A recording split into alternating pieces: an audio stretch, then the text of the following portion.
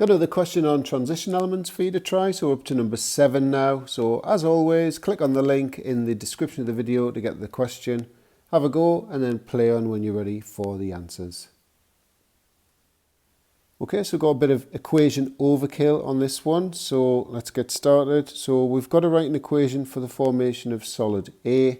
The fact that it's orangey brown means that it's going to be iron in its +3 oxidation state, because a sort of greeny colour is associated with +2. So A must be iron 3 chloride. So part B now, so experiment 1, they've taken aqueous sodium hydroxide and added to a solution of X. So that's going to contain the aqueous Fe3+ ion, and an orange-brown precipitate's formed, which is precipitate B. So that's going to be iron 3 hydroxide.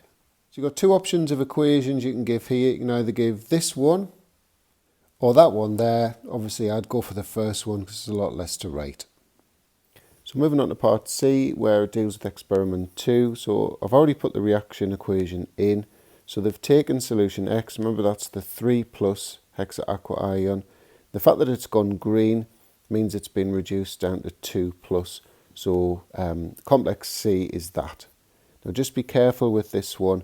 It would have actually balanced atoms wise without the 2 there and there. So 1 iron, 6 waters, 6 waters, 1 zinc, 1 zinc. The only problem is the charges don't balance. So we need a 2 in front of here to give us a 6+ charge overall on the left.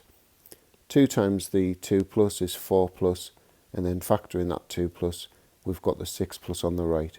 Remember, charges must be the same on each side of the equation. And the second part of C, what type of reaction is taking place? Well, it's going to be redox because the iron has been reduced from 3+ to 2+.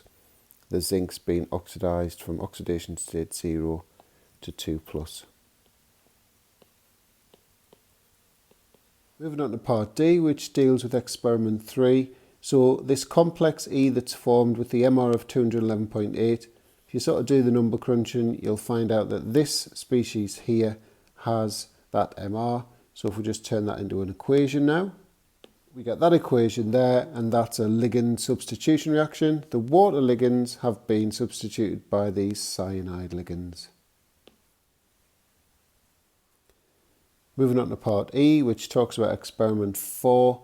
So they've taken an aqueous solution containing ethane dioate ions. I've drawn one of those up there. It's added to solution X, the Fe3+ aqueous, and it's generated F and G, which are optical isomers. So I've started out with my empty octahedra, and I'm just going to show you how to draw the complexes. So this bidentate ligand attaches via these O- ions. So I've put the first one here, so I need another one there and another one there. Just quickly sort the charge out, and then we'll talk about what happens around this one. So each of these is 2-, so we've got 6- from those. Remember, this is 3+, so the overall charge is going to be 3-. So for the optical isomer, it's just the mirror image of this over here. So this ligand goes there, that one goes there, and this one goes here. And finally, part F, so we've got to come up with the possible formula of the Ferrite 6 ion.